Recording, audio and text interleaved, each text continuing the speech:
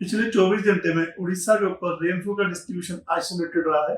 सबसे अधिक वर्षा मलकानगिरी में 22.2 मिलीमीटर दर्ज की गई है। हाईएस्ट मैक्सिमम टेम्परेचर की बात करें तो कोरापुट में 37.2 डिग्री सेल्सियस दर्ज किया गया है। भुवनेश्वर में 33.2 और कटक में 32.6 डिग्री सेल्सियस मैक्सिमम टेम्परेचर दर्ज किए गए हैं। अन्य स्थानों में फुलवानी में 37.1, मलकानगिरी में 36.5, खुर्दा में 36.5, राउरकेला में 36.5, नयागढ़ में 35 डिग्री सेल्सियस दर्ज किया टेम्परेचर। अब चेंज की बात करें तो बारीपदा में 2.8 डिग्री प्लस में रहा तापमान, बालासर में 1 डिग्री बढ़ोतरी हुई है। चित्रागढ़ भवानीपटना क्योंकि बादल छाए हुए थे उसकी वजह से तापमान 8.9 डिग्री और 8 डिग्री सेल्सियस के आसपास नीचे गिरे हैं। भुवनेश्वर में -3.5 डिग्री सेल्सियस और कटक में -2.6 डिग्री सेल्सियस का बदलाव देखा गया है 24 घंटे में मैक्सिमम टेम्परेचर में। डिपार्चर की बात करें तो कोरापुट का डिपार्चर 1 डिग्री से प्लस में है।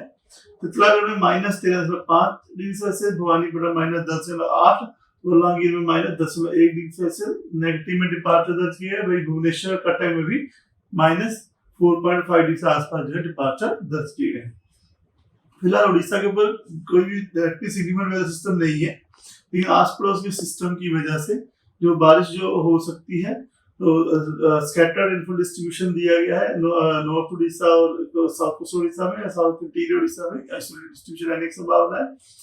जो येलो अलर्ट दिया गया आइसोलेटेड प्लेस थंडरस्टॉर्म लाइटनिंग के लिए और सर्फेस गस्टी विंड्स भी जो 40 to 50 km बीच रह सकती है, जिसमें मयूरभंज, बालासोर, भद्रक, केओंझर, सुंदरगढ़ डिस्ट्रिक्ट शामिल है। उसके साथ में झारसुगुड़ा, संबलपुर, देवगढ़, अनुगुल, ढेंकनाल, कटक, जाजपुर, केंद्रपाड़ा, जगतसिंहपुर, कोरापुट, मलकानगिरी इन डिस्ट्रिक्ट में आइसोलेटेड प्लेस है गस्टी से जो है 30 to 40 km रह सकती है, थंडरस्टॉर्म लाइटनिंग हो सकती है, तो येलो अलर्ट दिया गया है। कल थोड़ा जो बारिश बढ़ने की उम्मीद है, 2 मई को रेनफॉल डिस्ट्रीब्यूशन स्कैटर दिया गया है।